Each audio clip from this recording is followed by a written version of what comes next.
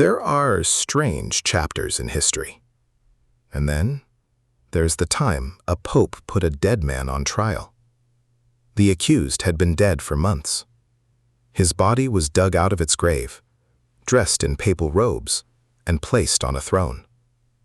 Then another pope stood before him and accused him of crimes. The dead man couldn't answer. He couldn't defend himself. He couldn't even move. And yet, the trial continued. His name was Pope Formosus, and the man putting him on trial was Pope Stephen VI. In the year 897, this bizarre event would become one of the strangest episodes in the history of the papacy. But to understand how a dead pope ended up in court, we need to go back to 9th century Rome. The papacy wasn't simply a religious institution. It was caught in a brutal struggle between aristocratic families, rival factions, and competing political powers. Powerful nobles fought for influence. Kings and emperors wanted the pope on their side, and popes themselves could rise to power, only to lose it months later. In this world, becoming pope didn't just mean gaining spiritual authority. It meant gaining political power, and political power creates enemies. Pope Formosus had made plenty.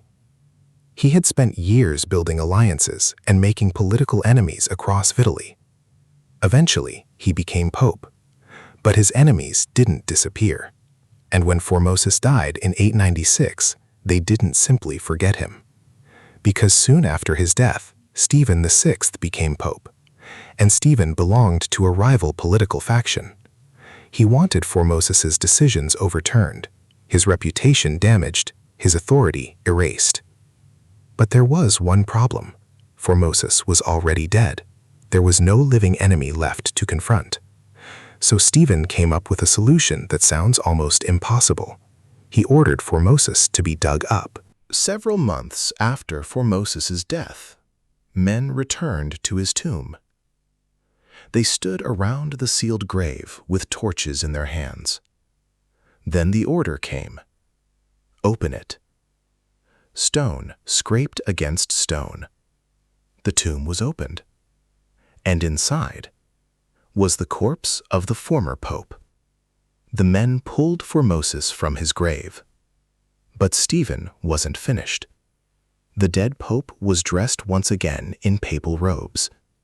His body was prepared as though he were still alive.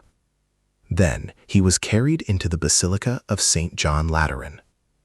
And there, the impossible happened. The corpse of Formosus was placed on a papal throne. Picture the scene. The basilica is filled with clergy. Torches flicker against the stone walls, and in the center of the room, a dead pope sits silently on a throne. Across from him stands another pope, Stephen VI, a living man, about to judge a dead one. This became known as the Cadaver Synod. Stephen accused Formosus of violating church law by becoming pope when, according to the accusations, he wasn't legally eligible for the position.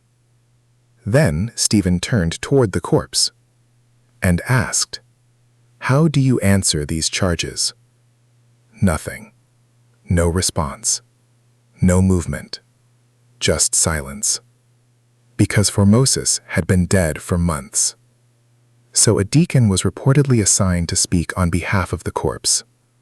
Think about that. A living man was now defending a dead man against another living man in a courtroom where the accused couldn't even speak. The deacon answered as best he could, but the outcome was almost inevitable. Formosus was declared guilty. A dead pope had been convicted. But Stephen wasn't satisfied with a guilty verdict. He wanted Formosus's authority destroyed. His papal acts were declared invalid. His papal vestments were removed. The symbols of his office were stripped from his body. Then came an even darker punishment. 3 fingers of Formosus's right hand were cut off. These were traditionally the fingers used for giving blessings. The hand that had once blessed crowds was now being mutilated after death. And Stephen still wasn't finished. Formosus's body was carried out of the basilica, through the streets of Rome, toward the Tiber River. Imagine what the people saw: a former pope being carried through the city like a criminal. Eventually, they reached the river, and Stephen's final command was carried out: throw him into the river. The corpse was thrown into the Tiber, and the body disappeared beneath the dark water. For a moment, it seemed Stephen had won.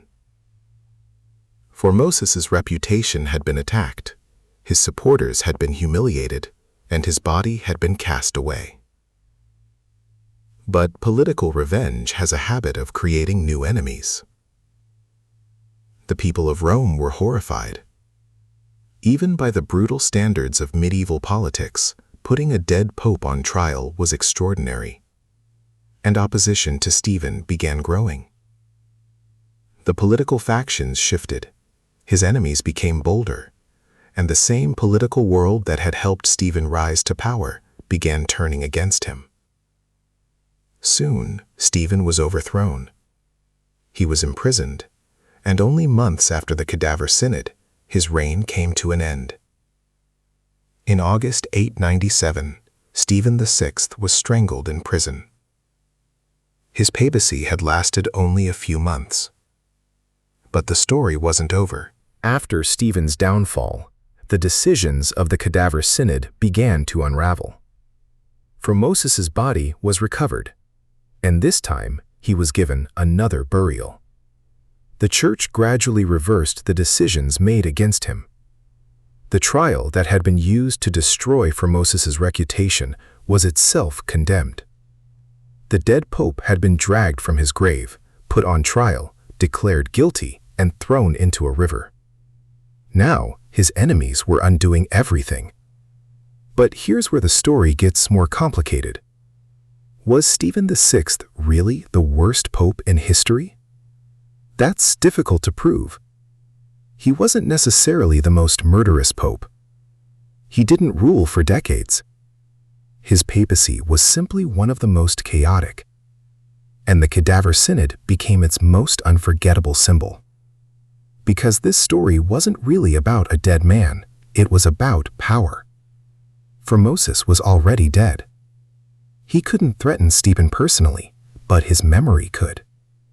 His decisions could. His supporters could. His political legacy could. And Stephen wanted all of it destroyed. So he turned the authority of the papacy into a weapon against a dead predecessor. That's what makes the Cadaver Synod so disturbing. The Church wasn't simply judging a corpse.